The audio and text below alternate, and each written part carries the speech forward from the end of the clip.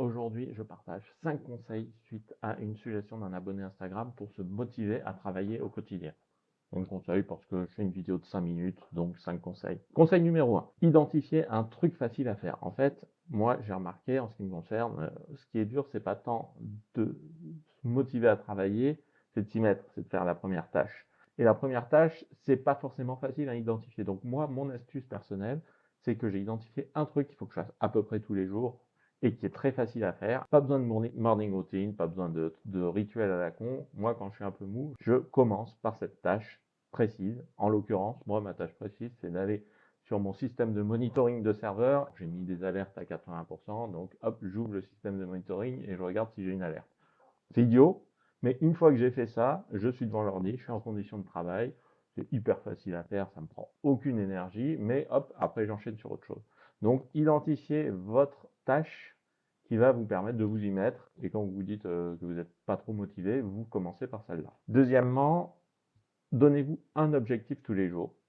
Ça dépend de votre situation. Et la première session de travail, vous vous concentrez sur cet objectif-là. Alors moi, en général, je prévois 2 heures tranquilles le matin.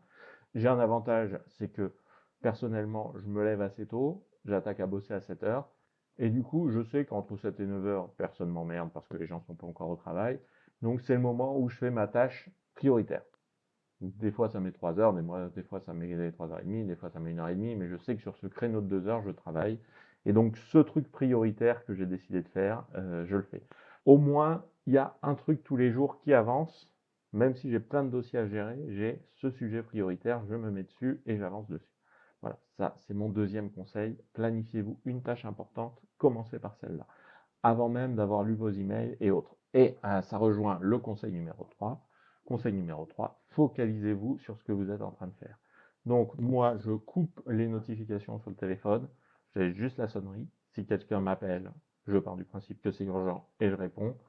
Dans tous les autres cas, que ce soit les emails, les SMS ou autres, c'est pas urgent. Voilà. Si la personne me contacte par un système où elle n'est pas sûre de m'avoir en face, c'est que son problème n'est pas urgent. Si c'est le cas, je l'appelle 1, 2, 3 heures après, je lui dis, ah, ton problème était urgent, la prochaine fois que tu as un problème urgent, tu m'appelles, moi, pendant que je travaille, je ne regarde pas les messages.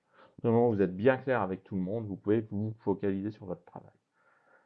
Et pareil, quand les gens vous appellent pour un truc urgent, vous lui dites, bon, ok, j'ai compris ce que tu me demandes, il n'y a pas de problème, mais s'il te plaît, est-ce que la prochaine fois que tu as un problème non urgent, tu peux pas m'envoyer un email ou un SMS? Les gens, des fois, on leur répète 10 fois, ils n'ont toujours pas compris au bout de la 10e fois. Mais ils excusent, c'est déjà ça. Ils disent, ah oui, c'est vrai, tu m'avais dit ça, j'ai oublié. En tout cas, moi, ça a marché, 90% des gens ont compris.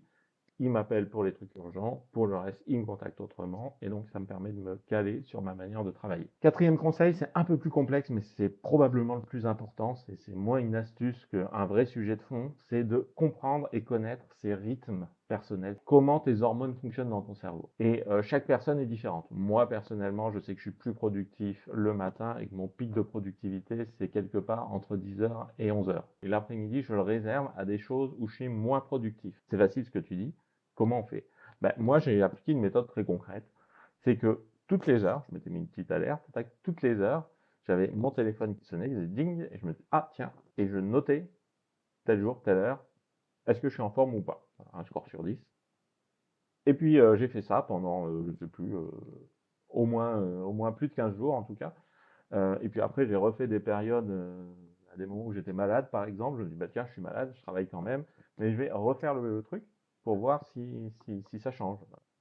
Et je me suis rendu compte bah, que voilà, c'était 11 heures, le moment où je me sentais le plus productif. Et donc, j'ai calé mon organisation et ça marche très bien.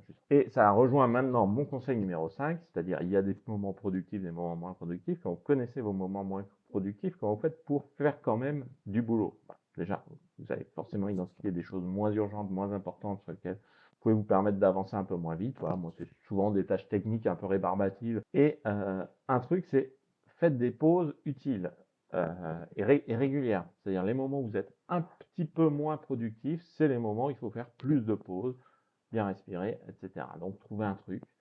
Il y a des gens qui utilisent la méthode Pomodoro. Moi, j'aime pas beaucoup. Vous pouvez regarder sur Google si vous voulez, je ferai une vidéo sur le sujet. Et Moi, personnellement, il y a une astuce de fou pour mes pauses, c'est que je fais la sieste. Ah, ouais, voilà, c'est con. Vous voyez, là, vous êtes dans mon bureau. Au-dessus de mon bureau, il y a ma bibliothèque avec un clic-clac. Je grimpe, hop, 10 minutes de sieste, je mets mon réveil. Tac, des fois, je dors pas, hein, des fois, je passe juste 10 minutes les yeux fermés. Voilà, des fois, je m'endors. Et ça me booste à fond. Donc, toujours des petites siestes, 10, 20 minutes, 25 minutes si vous pensez que vous mettez 5 minutes à vous endormir, mais pas plus. Mettez bien votre réveil. Et après, bah, vous êtes plus en forme. Ça ne résout pas tous les problèmes, mais le sommeil, c'est super important. Si, comme moi, vous avez un mauvais sommeil, ben, voilà, faites une sieste dans la journée. Et puis, si vous êtes très peu en forme, 2. Et si vous êtes très peu en forme, 3. Ça m'arrive de temps en temps. Je vous avoue tout, ça m'arrive de faire 3 petites siestes dans la journée. Faut vraiment que je sois déglingué, que je sois malade ou autre. Mais il n'y a pas de honte à ça. Vous vous concentrez sur votre travail, vous focalisez sur ce qui vous rend productif. C'était 5 conseils pour améliorer ta productivité. N'oubliez pas, le plus important, c'est de trouver ce qui fonctionne bien pour vous. Donc, calquez pas la morning routine sur quelqu'un d'autre. Voilà. Étudiez vos rythmes à vous. Comprenez bien comment vous fonctionnez. Et quand vous avez des astuces, vous les notez. Pourquoi pas? Notez-vous-les sur un petit papier. Comment je fais pour être productif? Et vous les appliquez. Donc, si vous avez des astuces qui marchent mieux pour vous, mettez un commentaire. Pour les autres, n'oubliez pas de laisser un pouce bleu.